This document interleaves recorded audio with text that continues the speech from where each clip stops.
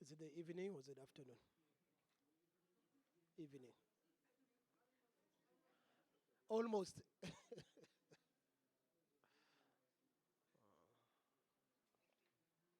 He was here. He was here just now. Okay.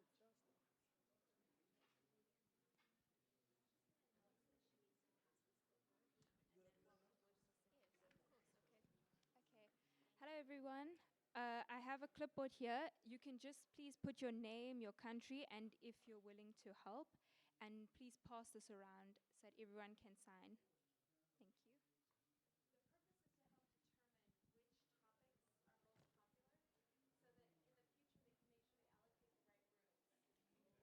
The purpose is to help determine which topics are most popular so that in the future they can make sure they allocate the right rooms or the right topics. Good afternoon, colleagues. Good evening. We will start. We are just waiting for one speaker.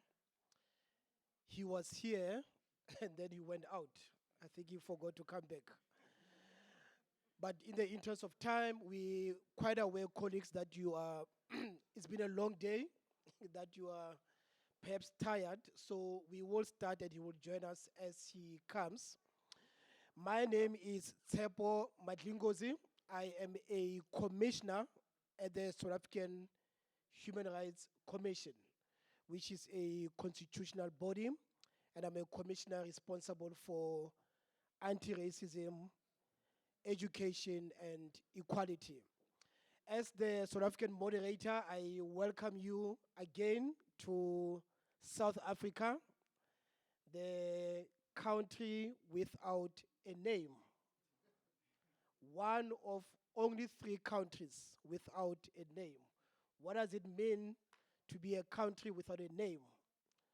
Just shows that we continue to grapple with the impact of settler colonization. Not settler colonialism, but settler colonization. In fact, it was in this town in 1510, where there was the first conflict between a black person and a white person, 1510. I start with that to remind ourselves that South Africa, unlike many African countries, has got the longest history of colonization. Most African countries were colonized for just under 100 years. But for South Africa, first conflict 1510, and then formal colonization from 1659. The theme of this panel is addressing ethnic tensions, discrimination, and racism, which speaks directly to the themes of this G20: equity, solidarity, and sustainability. There is no equity, there is no sustainability, there is no solidarity unless we confront ethnic tensions and we strive towards racial justice. Of course, South Africa is one of the beacons of the world because we strove to overcome our history of apartheid. However, I must say that as a commissioner for equality in South Africa, racism continues to be one of our key struggles in South Africa. In fact, the second most violated human rights in South Africa is the right to equality. We are also coming at a time when we are grappling with the scourge of xenophobia. Not xenophobia, Afrophobia, because it's xenophobia reserved for people who look like us. So it shows that we continue to grapple with internalized racism. So while on the one hand, South Africa with its beautiful constitution provides a framework, an ideal document, on the other hand, on paper, we continue to grapple with this question. So we've invited a wonderful panel. One of them is a video, and then the others are here. Before we start, I will invite Nayla to also make some overview remarks, What we propose to do is that we are going to give each speaker 8 to 10 minutes. 8 to 10 minutes to make their initial inputs. We'll then maybe ask them one or two questions as moderators. They will respond, and then we'll open the question for your comments. We are more interested in your comments in how do we address these issues, these really intersecting issues. As I said, in South Africa, we're not only dealing with racism, it's a symptom, but it's a failure for us of the unfinished business of decolonization. 1994 in South Africa being democratization without decolonization. What does it mean to undergo democratization without decolonization? That's a key question that we'll be talking about. But over to you, Nayla. Thank you, Tshepo. My name is Nayla Tabbara. I come from Lebanon. As Fadi, one of the speakers in this panel, and both Fadi and I have lived all our childhood under war in Lebanon and under intercommunal wars. It's not inter-ethnic, but it's inter-religious groups. And this has informed both of our paths, I think, in life. Why I'm here in this panel, co-moderating this panel, because I had asked to, because of the need for us also to learn from the experience of South Africa in working on reconciliation, but also in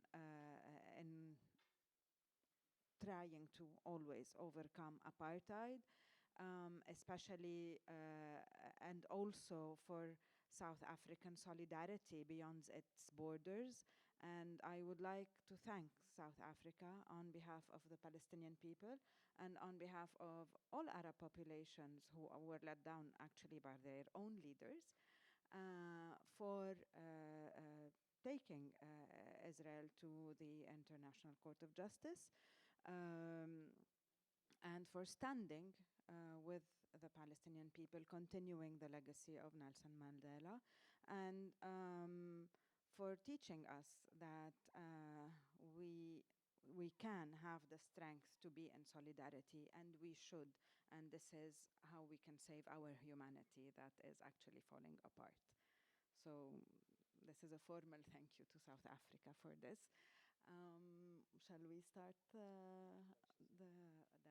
we will start then with our first panelist who is joining us through video, Ms. Audrey Kitagawa, who is the president and founder of the International Academy for Multicultural Cooperation.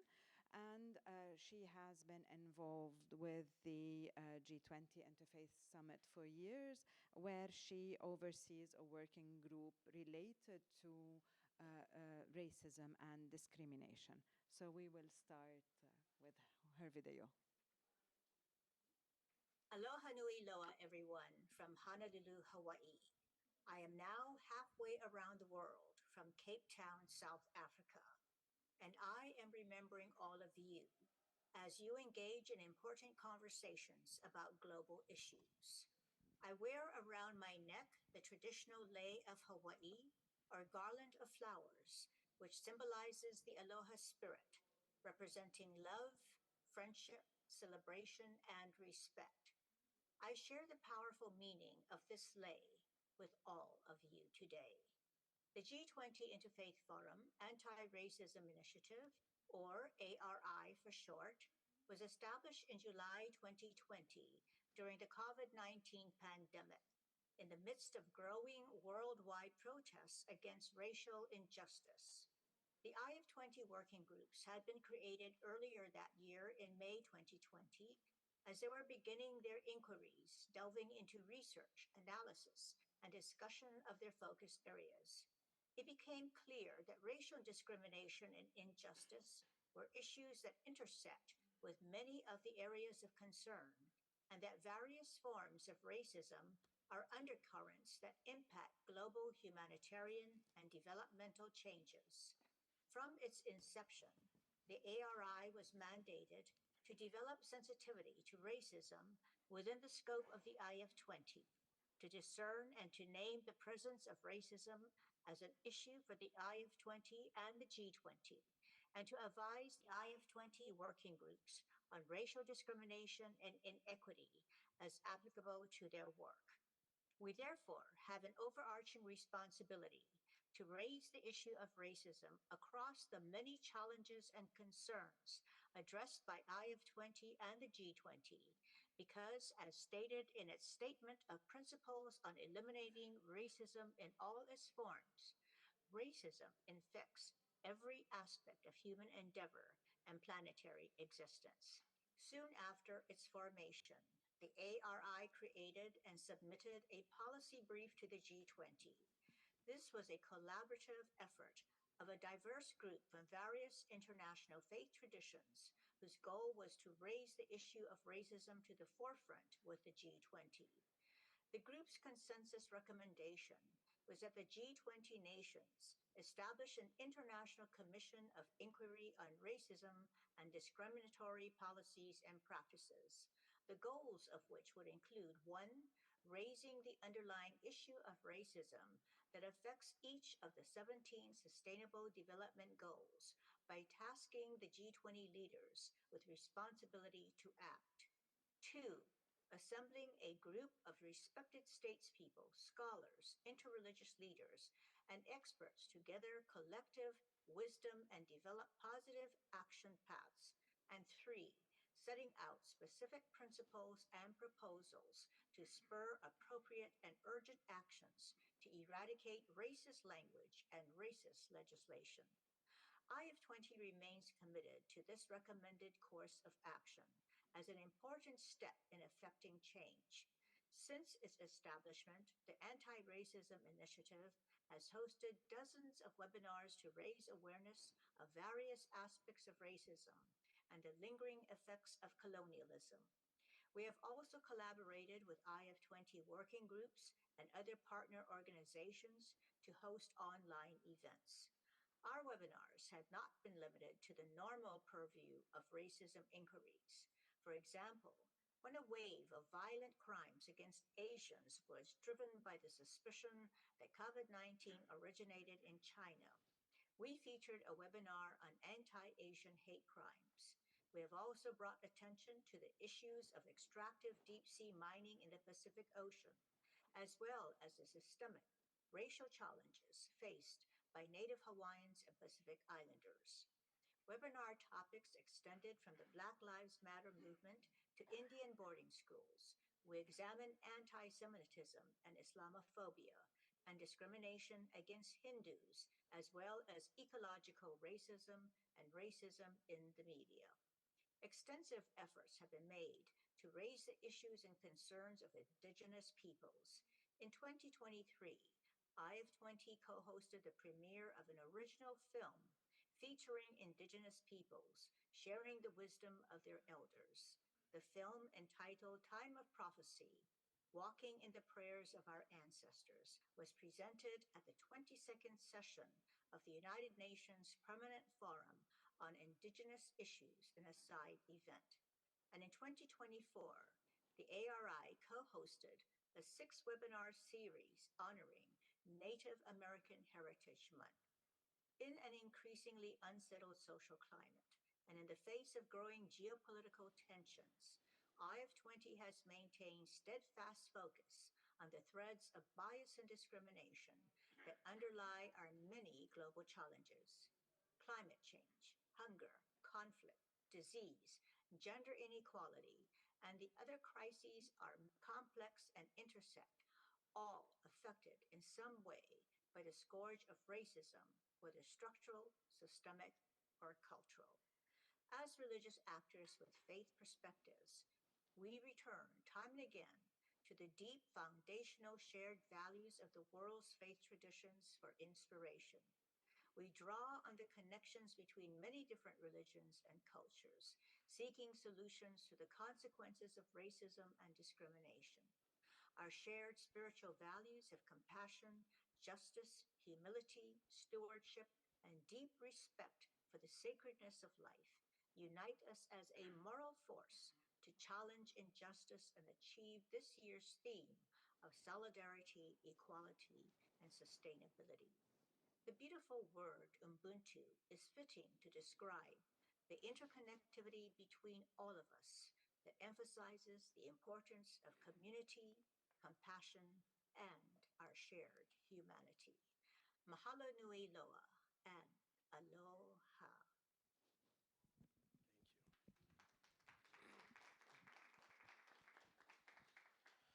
Thank you so much. We will continue. We'll start with Advocate Sipho Mantula, who is a commissioner at the Commission for the Promotion and Protection of the Rights of Cultural, Religious, and Linguistic Communities. He's also working at the University of South Africa at the Thabo Mbeki Leadership Institute. You've got 6 to 8 minutes, please.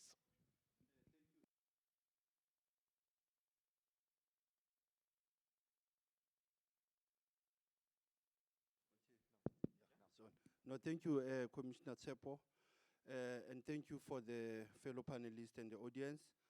I don't know where to start because I wanted to look at two things. Our panel had to look at challenges and positive strategies.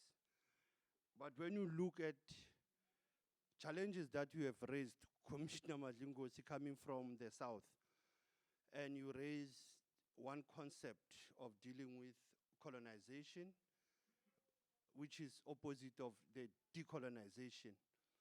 Now, racism and racialization. Now, how do we de-rationalize? And the concept of racism. And one positive strategy quickly I will throw is the observance of 21 March. That 21 March actually talks to the core of what happened in this country between the period of 1960 and 1961. That was what we call Sharpeville-Langa massacre. And Sharpeville is a township based in Gauteng province, and Langa is a township based in Cape Town. So it's very important that the racism, the sites of racism, are both in Cape Town and Gauteng in this country. And that's where the UN decided to come up with a day to put aside to look at this question of racial discrimination. The concept of multiracialism, it was challenged during that time to a concept of non-racial. There's no concept called multiracialism because you multiply racism. But racism is also ignorance. But you require ignorance to fight racism or knowledge. Now, the non-racial concept was introduced, but the Global North dictionaries never wanted to insert that word because they never believed that there's a word called non-racial society. There's only one race. It's only the human race. And that was said by Robert Sobukwe. There's only one race. It's a human race. The second aspect that I think in terms of challenges that we face is the role of intersectionality in terms of religion. That religion goes with culture, goes with language, goes also with indoctrination. Your ideologies, your scriptures, your texts, they also form part of racial tones or undertones. The second aspect is in terms of positive strategy. The session that was here earlier, in fact, next door, they used the word religious diplomacy. Now, for us to combat racism, intolerance, Afrophobia, we need religious diplomacy at religious communities, meaning religious relation. How do we relate? The second aspect of positivity is how do we use arts and culture and religion to can combat all those social ills of racism. So we use the soft power.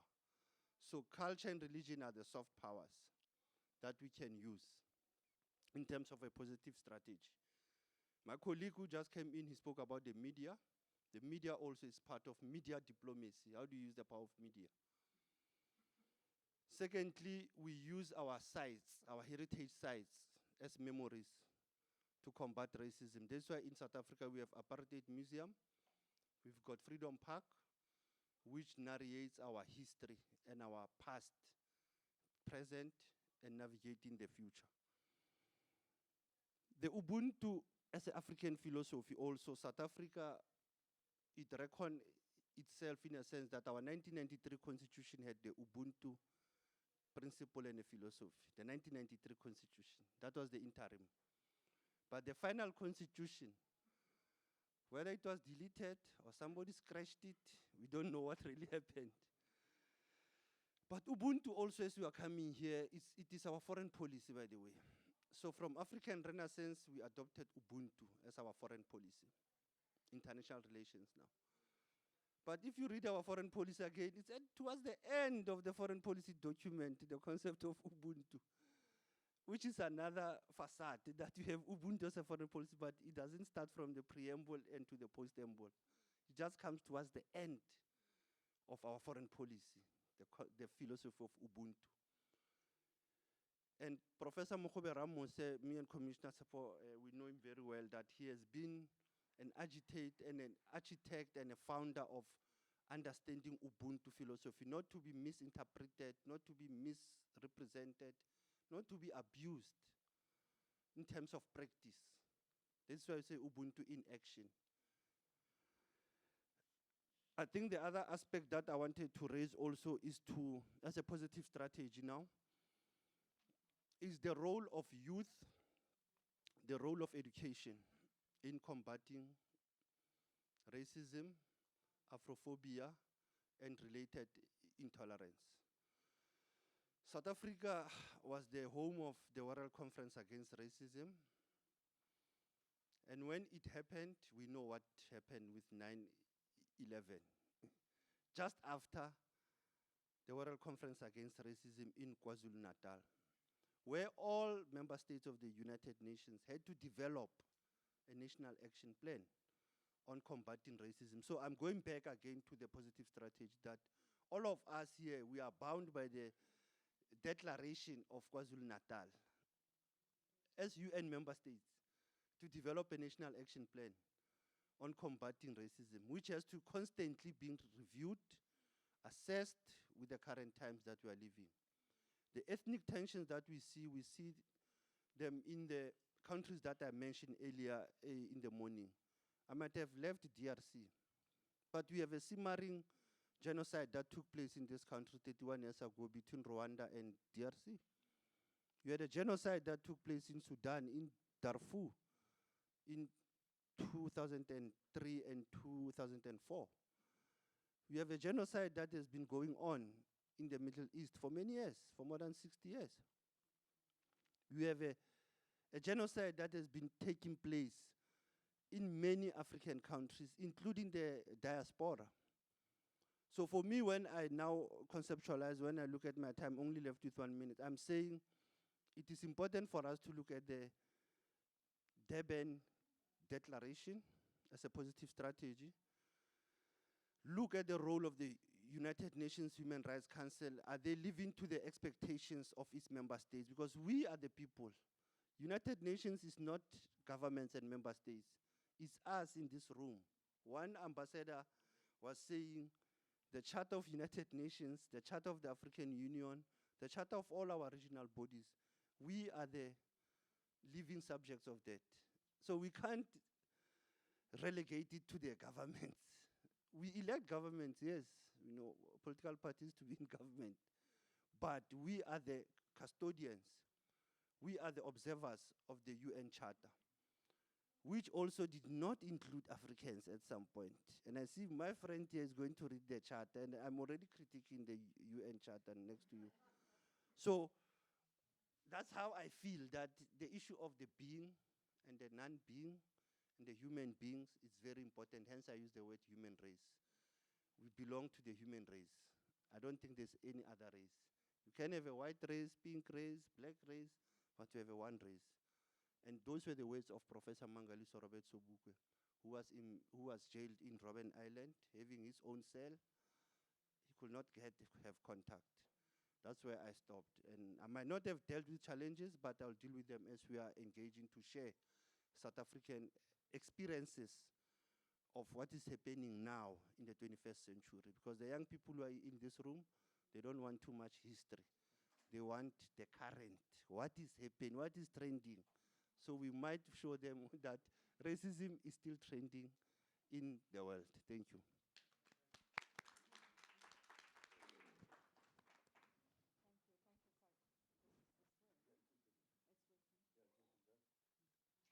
Thank you, Sipho, for pinpointing important points to take into consideration and that we will talk about. We will have room for discussion. I will now move to our second speaker. I mentioned him before, Fadi Daou. Fadi is also originally from Lebanon. He currently is the executive director of Globethics, which is an international organization trying to work for ethical leadership on the level of governance, on the level of education, on the level of technology, and worldwide.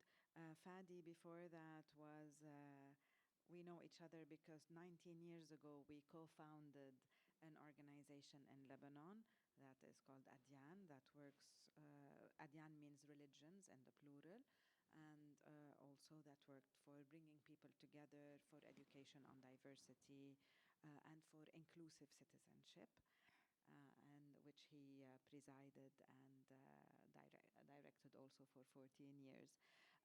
Fadi, I think from all of your history and everything that you've witnessed in your childhood and that has informed your mission later on, and from your work now in Globethics, I understand that you are focusing on polarization and dehumanization, trying to understand how they grow, why they emerge, and how they grow. So can you tell us a little bit about that? Thank you. Thank you, Nayla. Hello, everybody. Before starting, I would like to say that this discussion happening at this very moment in our human history, it's not for me just an intellectual exercise. It's a very heavy moral responsibility and ethical responsibility. So I take it from this perspective, and what I would like to share with you is really rooted in our own personal responsibilities and collective responsibilities, especially in this G20 interface forum framework. And then, since you ignited the curiosity about UN charters and texts, so I would like also to ask someone who would like to volunteer to remind us what the first article, Article 1, number 1, in the Universal Declaration of Human Rights says. Who would like to volunteer? We all know it by heart. First article. How it starts, the Universal Declaration of Human Rights. Yeah, without your smartphone. All being created equal. Thank you for volunteering first and sharing your answer. You know, I do this exercise very often at the UN with senior people who are heading and leading the human rights, council and others. And usually I have the same answer or slightly different. We are all born equal in dignity and rights. No? But this is not the first article. This is only the first sentence of the article. But no one remember or knows what is the second sentence of the article, including the senior people at the UN or in the governments who lead the human rights. And this is, for me, something deeply meaningful, historically meaningful also. Because the second part of this article gives a completely different framework of its first part. So I will read the article. The first part, it says, all human beings are born free and equal in dignity and rights, which we all know. But then the second part, they are endowed with reason and conscience and entitled or should act towards one another or live together, depending on the translation, in a spirit of brotherhood or fraternity or sisterhood, whatever word is.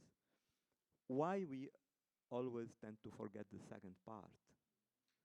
Because the predominant understanding, interpretation, and usage and manipulation of this charter that is supposed to be universal for everybody, done by those who dominate the international scene, wanted to understand and to use this charter from a legal and political framework and perspective, and not from an existential and ethical perspective. Because when we talk about rights, equal in dignity and rights, it's a legal and political framework. We can use it to blame some countries who are less maybe advanced on this or whatever. We can use it in very different ways. But when we read the second part saying, because we are all entitled with reason and conscience, and I think philosophically speaking, the second part is much more true than the first part. Who can convince me that a baby born in Gaza today is equal in dignity and right with a baby born here in Cape Town or in Geneva or New York? You know, in principle, okay, but in reality, while the second part, reason and conscience, says much more about what is needed to be altogether belonging to the same race, and so upholding the same ethical and existential responsibility of building our common humanity as brothers and sisters. This is the basis of the Human Rights Charter, and the deviation happened since the publication of this charter, since 1945. Why? Many reasons. You both mentioned the colonizations, and I don't want to enter in this aspect. You covered it somehow. So important, and there are other, I think, dynamics related to this. So very briefly, I would like to add to what had been said until now, the question of polarization and dehumanizations. You know, Hannah Arendt, this, I think, the best philosopher who tried to reflect and understand our humanity post-World War II and the Shoah. How come we could do something like this, you know? And she has something extremely powerful, the concept that she calls the banality of evil. This is the most dangerous weapon that humanity can have, in fact. It's when we banalize evil. When we use our capacity in making evil something banal, you know, and then Shoah can happen, and then Gaza can happen, and many other genocides and horrible atrocities can happen in our world. And I was thinking, if Hannah Arendt was still living today in the age of social media and artificial intelligence, she would be horrified, because this is taking in an exponential ways our capacity to banalize evil. The banality of evil today is millions times more real than it was in the 1940s during the Second World War and the Shoah. And this is extremely dangerous. In a very short time, I have to reflect on this. I would like to say, in the framework of religions and faith actors' responsibility, the challenge is, in fact, in what is said in the second part of the first article for Human Rights Declaration. How can we build our fraternity as a common and come to uphold our common responsibility as a human being or as one and unique race altogether? It's by deconstructing and dismantling the instruments of polarizations and dehumanizations. And this is first about narrative, and I think religions are extremely powerful in narrative area and in developing narratives and in spreading narrative. But the issue is how this narrative can or how we can contribute all together to help the religious narrative to shift from identity-based narrative to more value-based narrative, where we can meet each other all together. I'm not denying the possibility or the need to have an identity-based narrative, but what our humanity today needs, if we want to overcome the challenges of racism or polarization or dehumanizations, we absolutely need a collaboration on a religious level to build a value-based or ethical narrative that can face what's happening now. And let me finish by saying, Nayla mentioned, I was born and grew up in Lebanon, and Nelson Mandela has been always my great inspirations, reading and rereading his memories and about him. And one statement from Nelson Mandela shaped, I think, most of what I did in my life, is the following: if you want to build peace, you need to be ready to transform your enemy into a partner. Who else than religious people or face actors should today show that this is possible? And this is, I think, the most probably powerful statement I ever read in my life, and it really was at the source of most of what I did or created in my life, because there is no other possibility, there is no alternative. If we want to avoid racism, polarizations, dehumanizations, genocides, we need to accept that our responsibility is not only to blame, that's the easiest thing to do, but to think how we can transform the enemy into a partner. Thank you.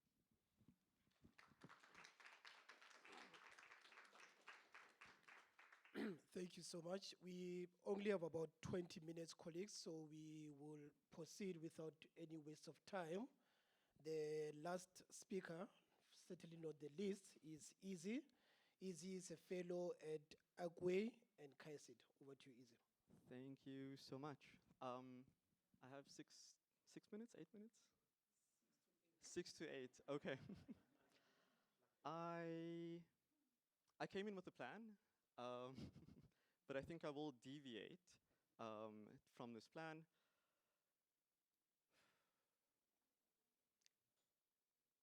I'm reflecting on my experience in this particular conference, this gathering, as a young person.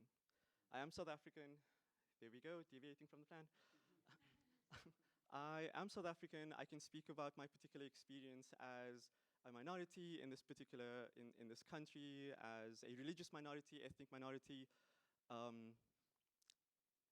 But I'm really asking myself the question whether that will impact you at this particular moment, because you'll listen to what I have to say and leave the room and probably never remember my name, which is perfectly fine as well, you know, to each their own. But I am also a young'un in this particular space. I'm young-ish, you know.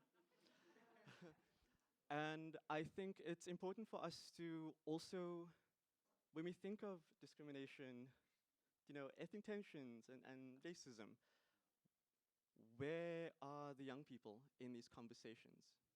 Because the young people are being impacted heavily.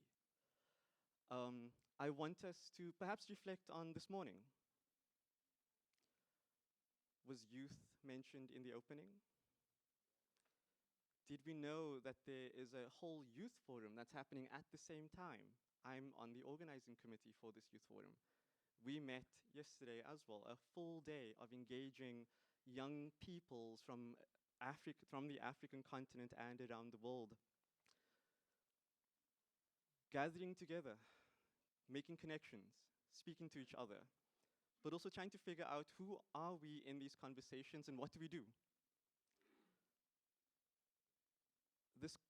Our gathering wasn't mentioned in the opening, and I think it's a bit disheartening to know that young people want to be a part of these conversations. They can be a part of these conversations because young people have the expertise. Young people, young professionals can move into these spaces and answer your questions. Young people are at a point where we can connect with others in the continent, around the world. We can shift language. We can provide solutions because we are able to think beyond what we've inherited at this particular point. Because of globalization, because of all of these other niceties we've inherited, but we're not at the table. I am here because there was a space available. And I put myself forward. And I'm really wanting us to ask the question, I mean, I can speak about the youth experience in South Africa, but I want you to reflect in your own, on your own communities. When you go back home, when you're in your organizations, are they at the table? Are you engaging with them? Are you asking them for solutions? The fact that we're still having these conversations means that we're not. it's a bit concerning. I want to still just have a look at the room. Where are the young people being positioned? I see to the side over there, I see camera peoples, timekeepers. I mean, lovely moderators by all means, but like, why are we not moderating sessions? Why are we not leading roundtable discussions? And I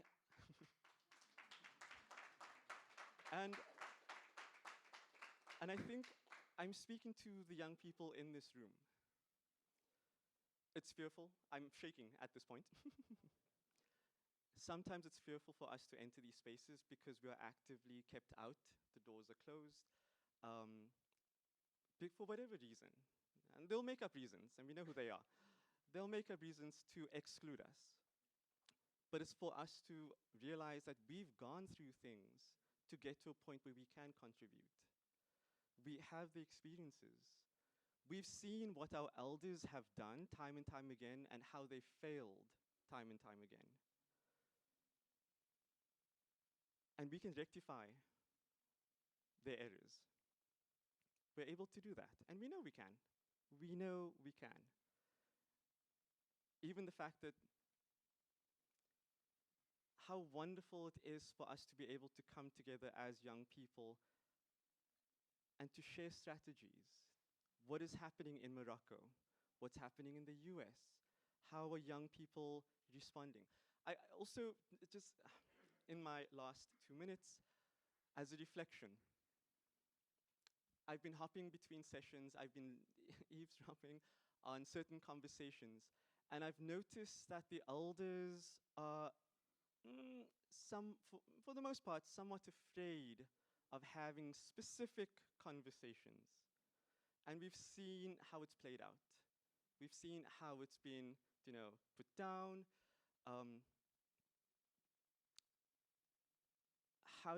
We can't move forward if we can't have robust, sometimes extremely uncomfortable conversations. It is that politics of respectability. That's a thing that does exist. Because it's our elders, we need to be polite in how we engage, what we say, what we do. Honorifics, if we need to address that, yes sir, yes ma'am. It positions us intentionally.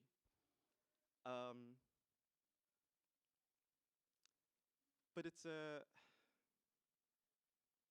what I've realized, just in the last 24 hours, what I've realized is that, well, I realized this a long time ago, but what I've seen in the last 24 hours is that young people can say what needs to be said, but also we have the way to say it. We also have the ways to respond, even though it's uncomfortable, even though it's scary. And so, in my last minute, it's saddening that we still have to force ourselves into these spaces. To the elders in this room, have you engaged with them? You've obviously seen them, hopefully. Have you engaged with them? What are they doing here? How are they experiencing the forum? What are their thoughts about addressing ethnic tensions, discrimination, ...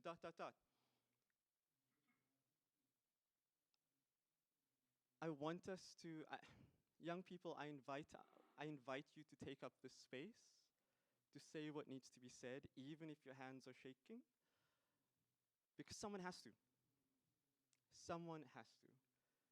And if not now, when? Thank you.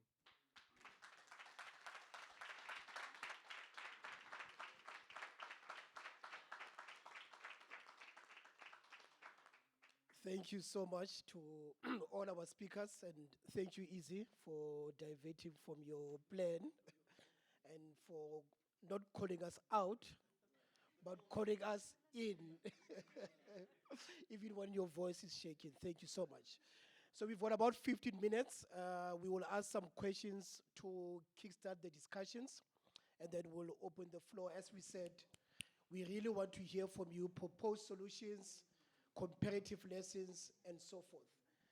My question to the panelists will be in the form of certain anniversaries that we are observing in South Africa. The first anniversary, of course, is that this year is a 10-year anniversary of Fees Must Fall movement.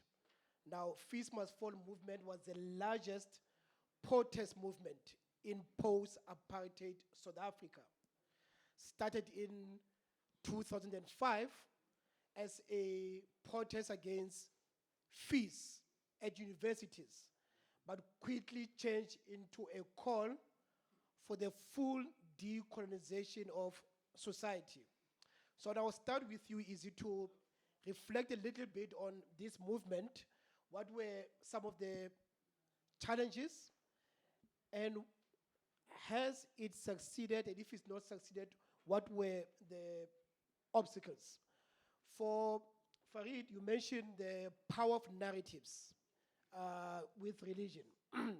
Now, this year in South Africa, we are celebrating the 40th anniversary of the KAICIID document, which was a theology document that not only questioned apartheid, but most importantly sought to deconstruct the religious justification of apartheid. Very, very important. Of course, we also have the KAICIID Palestinian document. We also have the USA KAICIID document. I wonder if you can reflect a little bit about the power of those documents to deconstruct the religious justification of polarization in society. I wanted to ask you about Hannah Arendt, but I won't ask you about Hannah Arendt because, of course, you mentioned that she very powerful banality of evil, but when she comes to South Africa, she justifies colonization in the book on totalitarianism. Very, very clearly justifies colonization, Hannah Arendt. And for Sipho, this year is the 30th anniversary of the establishment of the Truth and Reconciliation Commission. All of us know about the Truth and Reconciliation Commission. Commission set up to forge nation building and healing. Has it succeeded? And we know that it's been parachuted to other spaces. What lessons do we get from the South African experience with the Truth and Reconciliation Commission? I wanted to ask you about deracialization. I wrote an article where I said we should move away from racial categories. 3 months ago, I got a lot of hatred in the media. So how can we say people must move away from racial, categories? So I want to hear, you talk about deracialization. How do we do that without moving away from racial categories, which are non-biological, non-scientific, in our case, imposed by apartheid? But at the same time, we need them for redress. How do you balance that tension? Izzy, Farid, and then Sipho. I will just be very quick about this. So it's wild that you brought this up. In 2015 was actually the Rhodes Must Fall movement. Yeah. I was actually at the University of Cape Town. I was the Secretary General of the Students' Representative Council. So I was a part in the movement. Was there when the statue of Rhodes was removed. Was also there when we protested at Parliament.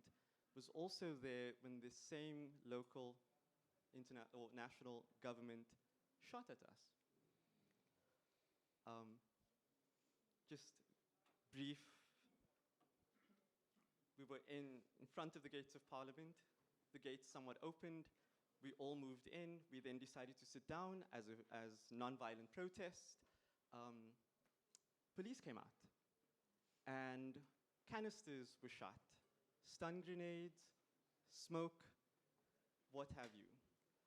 I thought this was wild. Young people are trying to tell the elders what is needed, that students firstly cannot afford to study at university, free education, hashtag that, but also that what we are being taught is still Eurocentric. and we were calling for decolonized or decolonial education.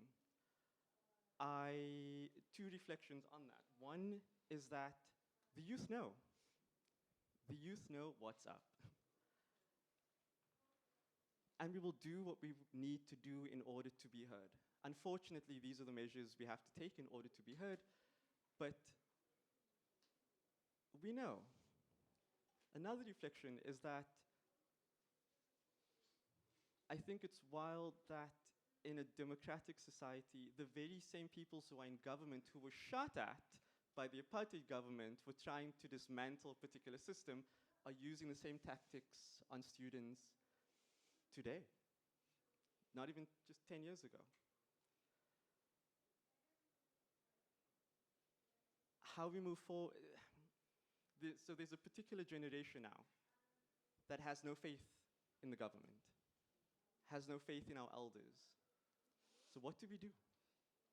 How do we move forward? How do we rectify that? Because there's fear now.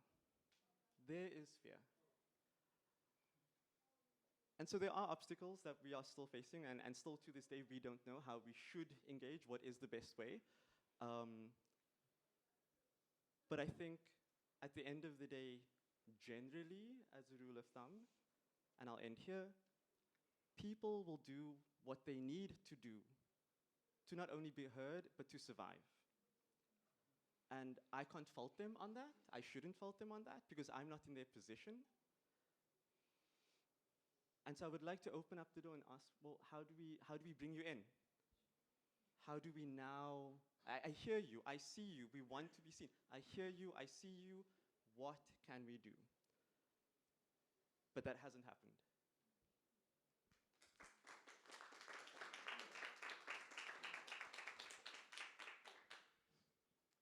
Thank you, and thank you for bringing up the Hannah Arendt view on South Africa.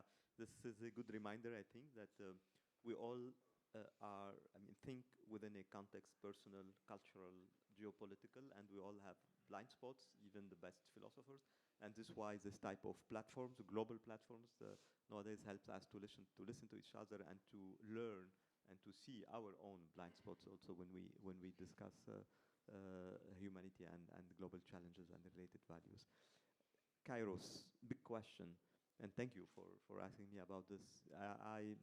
I was at that time a young expert in the field of peace and religion, and I was invited to contribute to the development of the Palestinian Kairos, and it was a very important moment in my own experience and somehow career.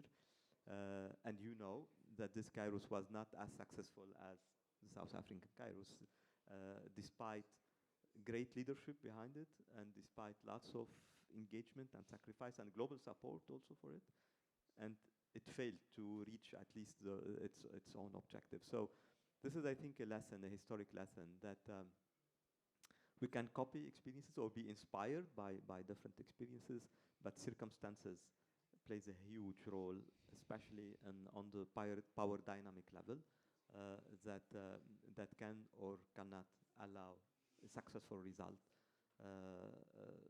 Kairos Palestine is still alive, and I think is still relevant, but we probably now need something different because the situation is so radically different now. I would also be tempted to say that the problem now is not anymore Israeli-Palestinian problem, it's a humanity problem. What we are seeing again, this is why I mentioned Hannah Arendt, because you are capable to see what happened beyond geopolitical boundaries, but as a human responsibility, and as a responsibility on the shoulders of the whole humanity. What's happening nowadays in Gaza, many other places of the world also, not forgetting them, I think requires a global Kairos somehow. A global Kairos that could come from a community like ours here in this Interface Forum, because Kairos, it's about taking the responsibility at a specific moment of history to not to allow evil to win. And we are exactly at this moment, I think, in our history nowadays. So not to despair, this is the biggest challenge, and then to always keep believing that despite the evil, humanity can come up with something better. Thank you, Tshepo. I think when talk about our lessons learned experience of our Truth and Reconciliation Commission as a tool and the mechanism of transitional justice and restorative justice. Our TRC in South Africa was led by two religious figures, both Desmond Tutu and Professor Alex Borrain. And my experience in Mafikeng in one of the hearings of the TRC was this question of, immediately after the survivor of the victim speaks, commission will ask, what do you want? What must we do? You know, and the survivors and victims will say, because he see the religious figure, he say, I'll only need the prayers. Can you pray for them, those who have done that act? So in terms of law, a prayer, it's a petition. Huh? It's a petition, it's a litigation, actually. You acknowledge the crime you have committed. We must litigate and go for reparations. Straightforward. It's reparation year also, that the AU has declared the year of reparation. Now, this model and the lessons that the TRC, if we want to do transitional justice in anywhere now in the 21st century and towards the 22nd century for young people, we should not rush it. You rush, you crash. You rush, you crash. We should not rush into it. The role of restorative justice, very important. Reparatory justice, very important. And as I'm looking at this process, my elder here, we were once in the DRC together. He's raising Prof. Pete Meiring from DRC, Dr. Mgocho from the Methodist Church. I think these names, he's trying to use them also as a comparative analysis or a study that we can look in terms of positive strategies in countries that are going through conflicts and the role of the transitional justice. And as we sit here, there's a debate on the two-state solution on the Middle East, but nobody talks about the two-state solution in the Western Sahara and Morocco. Somaliland and Somali, you know. And all these things that are leading to even the question of what happens in Iran and Iraq. What's happening even now on the nuclear wars that we see and the trade wars? Will they require transitional justice mechanism? Those are my key questions that I'm answering the question with a question, but I don't think our TRC has achieved what it should. People were given peanuts in terms of reparation. If you know peanuts, peanuts, you know, those are the reparations. So I think let me just close it there so that I don't go deeper into it, but there are many stories of TRC that most of people who are here, the elders who are here, they can share a lot. Thank you. Thank you, Sipho. We will take 10 more minutes to take questions and comments from many. Is there a microphone? If we can ask you to have one question, please, or comment and to the point, because we don't have much time. Yeah. One question. Okay, so can you please, we start here. Okay, thank you very much. Let me just say my name. My name is Multicultural. I'm a South African, so whatever that issue you're talking about, you know what, I've experienced and I've lived that. I've lived where my father used to sleep at the bush and then would bring food to him at the bush because he was afraid of the colonizer because they were hunting them. So my question, or I don't know if it's a question or a comment, is the issue of, because if you know, the South African story is a very long one. We're talking about we're talking about economy, we're talking about the land, we're talking about many things. And then, unfortunately, maybe the truth sometimes it is, but let me just say it, Uri. The economy of South Africa is in the hands of the minority. Those that are only 15% in the land, they are the ones that are owning 85% of the land itself. Those that are 85% population, they're only owning 15%. So I'm saying, when we're talking about the TRC, that was the transition process. What then after that? Recently, they wanted to change the constitution, section 25, for the taking of the land without compensation, because they were saying, we want to build school, we want people to have the houses, we want people to have gardens and water, food gardens, so that we can fight poverty. But there's no land. Where are they going to plow? They want to build schools. I remember there's another, I'm not going to mention, where they wanted to build school, but that land belongs to a white person, and he refused. So there's no school in that area. So what I'm trying to say, Guri, from where we are, I think it's the system itself, it's the racial system. If you can go to the university, to be honest with you, where my child is studying, the K word is still being used. In this new era and age, is still happening there. Because according to some people, they are being taught while they're still young to say a black person is there to serve you, is there to clean your house, is there to do all these other things. So those kids, they grew up with it, and then when they go to school, they are told to tolerate them, don't accept them. What I'm trying to say, Kore, how do we dismantle that racism?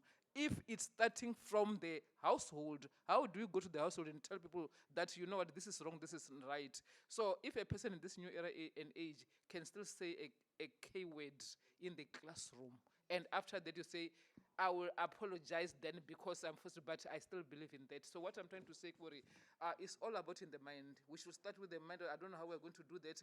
Now I don't care what happened then it was a transition. Now we are here. Where to from here? Because our children cannot suffer what our fathers suffered. We want the land first, so that if we're talking about inequality, if we have the land, then it means that we are going to be equal. Let's share that land above and beneath. And if we are talking about the economy, it's still on the hands. Why don't we share that economy? So there's a lot that we can talk about, especially in South African perspective. So there's a lot. Now I'm saying land first. Then we'll be able to fight hunger and poverty and other things, and we'll be able to sustain ourselves, because we'll plow for our own stomach. Not to sell. We don't want to sell. We want to feed ourselves. We don't want to be fed. Thank you very so much. We go over there. You can just pass the mic, and then we come to you, Daddy. Thank you so much for the discussion. I will stand up for this. I want to really also comment about what my brother Izzy said about young people. First of all, I want to show of hands, how many of you believe in young people? Okay. Now I want to ask you again, how many of you believe in young people? If you really do, raise your hands as high as you can. Okay. Now my question for you is, when I asked the question the first time, why didn't you raise it as high as you can? That is the point. Young people, when it talks about the topic of racism, we face it, especially sometimes we mix it with colorism. Colorism and racism are completely different. Racism, you have it systemically. Racism also comes with the origin that you comes from. As a black man, I was born in Ghana, raised in Ghana, but then moved to Europe. The country of Lebanon, for me, changed my perspective of life. Why? Because I went to Lebanon 2018, 17, 18, to do a work and to work with young refugees in Shatila camp. And because I went to Lebanon, I was going there again to give my service to the young people in the refugee camp. In Germany, I was labeled as a terrorist. I was searched 12 hours, no food. When they found out that I had no reason, they asked me, or don't you think your friends in Lebanon that maybe put something, basically the only thing that they suspected me was because I had a Bluetooth speaker. And inside it, they thought it was a bomb. And they thought because I went to Lebanon. And then again, I also face racism, abuse, and discrimination. A gun has been pointed at me before because I'm a black man. I'm still a young person. But one thing that we always hear is that the youth are the future, the youth are the future. But then when the youth are speaking, no one is listening. One thing is that sometimes you say, oh, I understand you hear our voices, but the question is, do you hear the words that we're actually saying? And that is something that I think we are missing in these spaces. Like, it was so amazing that we had a 16-year-old on the panel today to speak up, representing all the youth. But at the same time, we are in a room that we are talking about the future, change making, but then the change makers of the youth, we are not even there. And as Izzy said, do you even recognize us? Like, I'm really in the space, walking around, looking to see who approach us. No one is approaching the youth. We have to approach, and that is a question we need to ask ourselves. I'm scared to So stop thank you so much. Like, I really wanted to, I'm sitting here shaking because I really, really support what you're saying, because the youth, we are not being listened to, or even if you are hearing us, you're not listening to our words that you're saying. So thank you very much. Thank you very much. I'm old enough to say I've gone through all these things. What actually can be said about those thematic topics is agreeing and defining our identity. Until today, South Africans still classify themselves as this and that, and it's absolutely out of order. I'm an adult, I know how I was classified and how you were classified, how we were forcefully removed from Meaton Township to Sebokeng, from top location to Sharpeville, because of racial classification. And why do we still stick to those design identities? We will never overcome racism until we agree on our national identity. Thank you. Thank you so much. I'll be very quick. It's a question maybe to the panel, but also for all of us to reflect. Coming from South Africa, we have contradictory roles of the church, or people of the faith during apartheid. We have those churches that were against apartheid and campaigned and assisted those who were persecuted. But we've got churches that also supported and perpetuated apartheid and racism in particular.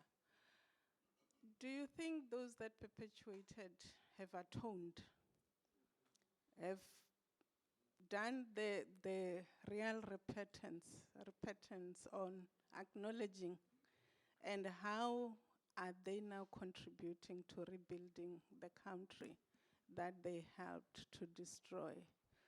And also looking at the world politics and wars, I do believe that these wars are mostly religious wars than anything. Do you think the faith communities have done enough to stop the wars? And I do believe they've got the powers. Thank you so much.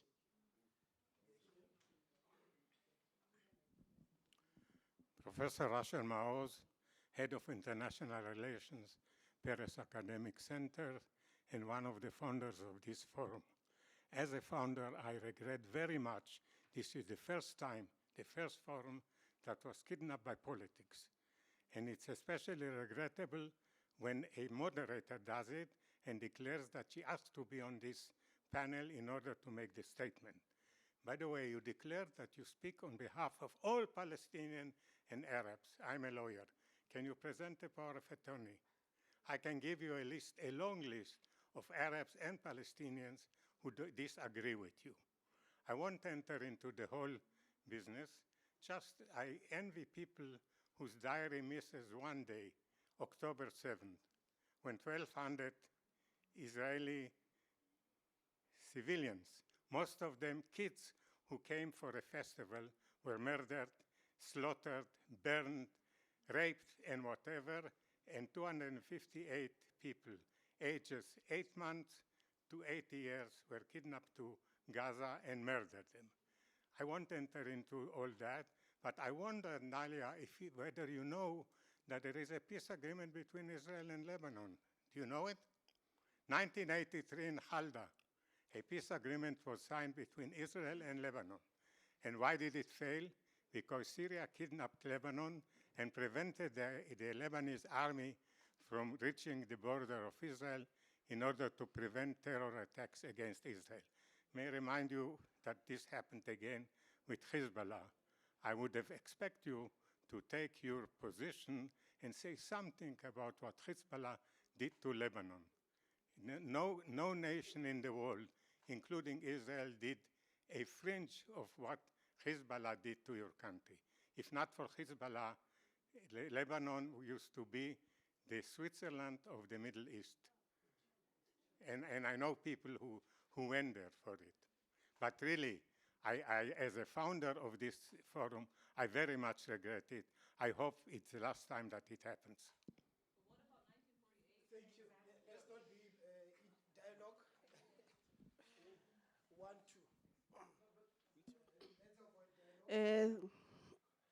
2. Thank you very much to the panel. Beginning with the end in mind, understanding the positive strategies and the challenges ahead, South African experience. What is it as the interfaith, the G20, that we can do to make sure in South Africa the KAICIID document is fully implemented and successful? And we know South Africa comes from a very, very painful past, a divided past. And in line with the idols of Tata Madiba, of Ubuntu, the values of a proud and caring society, what do we learn? What experiences can we extract from the Rwanda experience, which also emerged from a painful past to what it is today? And some fellow colleagues have already alluded to the dynamics of economies and powers that be. Let's also interrogate the role of the media in some of the tensions that we are facing and the economic power behind some of these intentions. Linked to that, we say we are free. How do we define freedom when we still follow the Roman Dutch law? And I'll also make an example. We say we are reconciled, we commemorate Reconciliation Day on the 16th of December.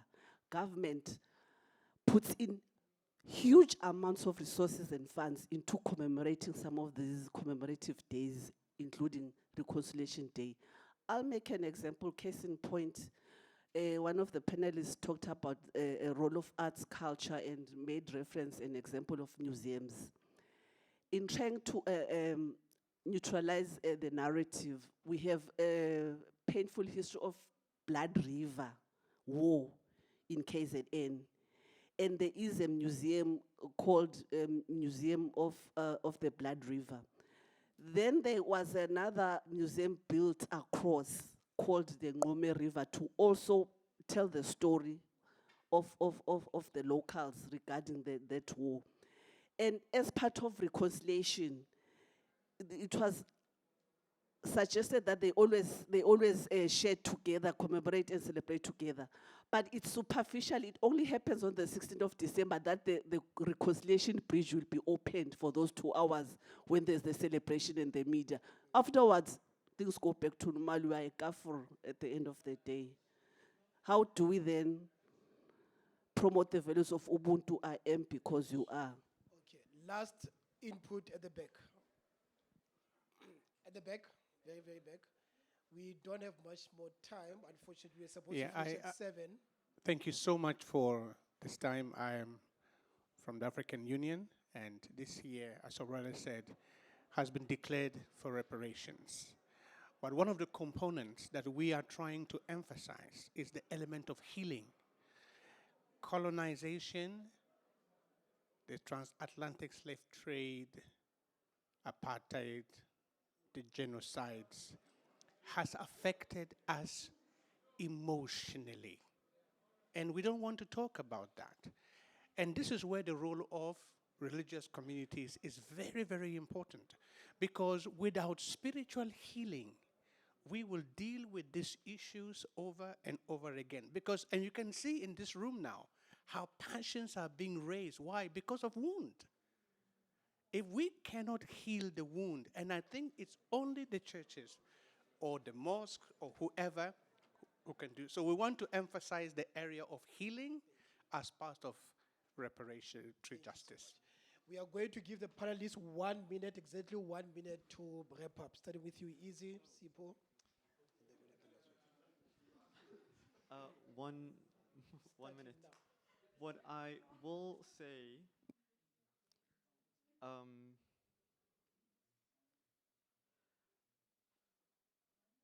we are lying to ourselves. If we think that we are lying to ourselves, if we think that there is unison, that there is compassion, that there is forgiveness. I think this, personally, I think this is a facade coming from South Africa. And this is seen in how our community is set up, how questions and statements are coming forward, that it's this rainbowisms. What's this? The rainbow nationism that has fooled us and has boxed us into who we should be and not who we really are. Personally, I don't think we're ready to have the look internally in South Africa. I don't think we're ready to have the conversations because we don't know how to hold that space. We don't. We don't have the capacity. Mentally, we're not there. Physically, we can't. It's the trauma. And we don't know what healing is. We don't know what healing is. My only wish is that we can get there someday. But also that young people play a part in that. Thank you. Thank you so much.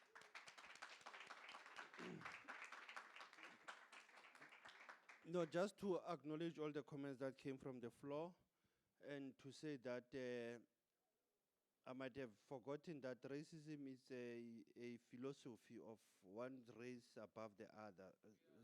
Superiority complex, inferiority complex. But the question of our transition, as is said by my brother at the back, the role of healing, the role of redemption, the role of repentance, the role of restoration is very important. Because we are not doing it for ourselves. There's a present generation, there's a future generation. We must always look at what John Henry Clark said. History, it is a clock. It will tell you where you have been, where you are, and where you are going. So it's very important for us as we are debating these issues that the world needs love also. You know, we can talk about many things. If there's hate, the opposite of hate is love. If there is war, the opposite of war is peace. So I think that's where I'll end. Thank you.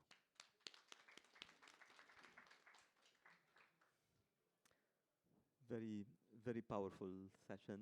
I learned a lot. I would like to leave you with two messages. The first is that dismantling any unjust system, it's a long process. I'm hearing from you and from the audience how much the post-apartheid reality is still unfinished business in South Africa. Honestly, I'm quite surprised by learning this, but I'm also, it's so important to take into consideration and to think in a long term. It's not only about laws and about texts, it's about a human being and social contracts to be transformed. That's very powerful lessons I'm taking with me. Compared to other situations, we are working on intergenerational trauma transmission and healing, and I hope that it won't stay with many generations in South Africa, and the healing process will be faster than elsewhere, like in the Middle East. My second message is the worst thing we can do, I think, against our, I go back to the first article of Human Rights Declaration about the principle that we are entitled to live in fraternity or to treat each other as one humanity.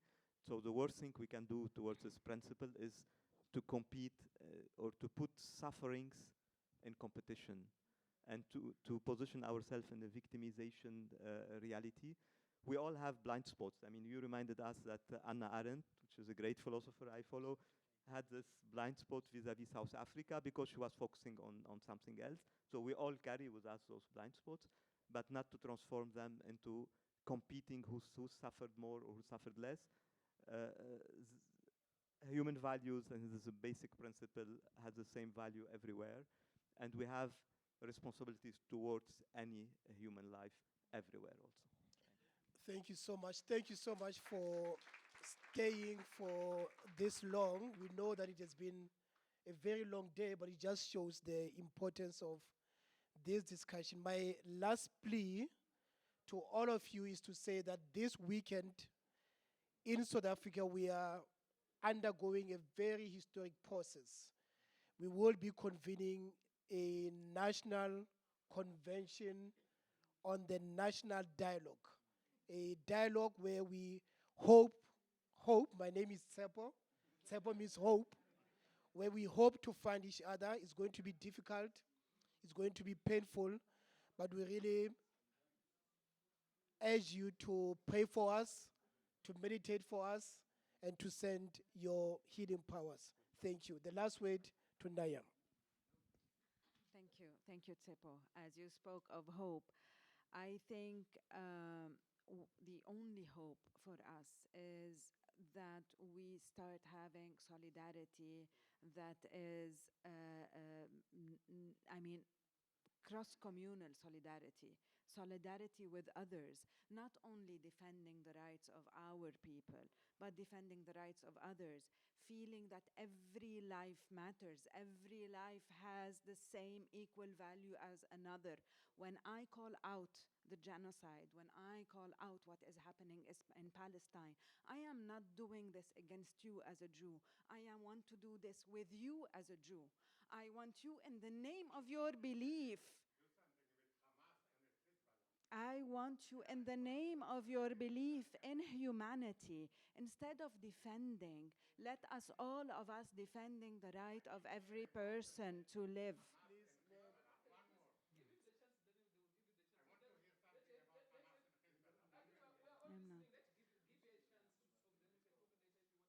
Okay. Just to say that we need all of us to speak up, and to speak up to end this genocide, to end other wars happening. But we have, in the name of humanity, we need to do this. If I may, one last thing. There is a verse in the Quran that is saying that in the Torah, it says that killing one life is like killing all of humanity. And making one life thrive is like making all of humanity thrive. So dehumanizing one life is like dehumanizing all of humanity. And this is my call for us all to refuse any form of dehumanization of anyone. Thank you. Thank you so much.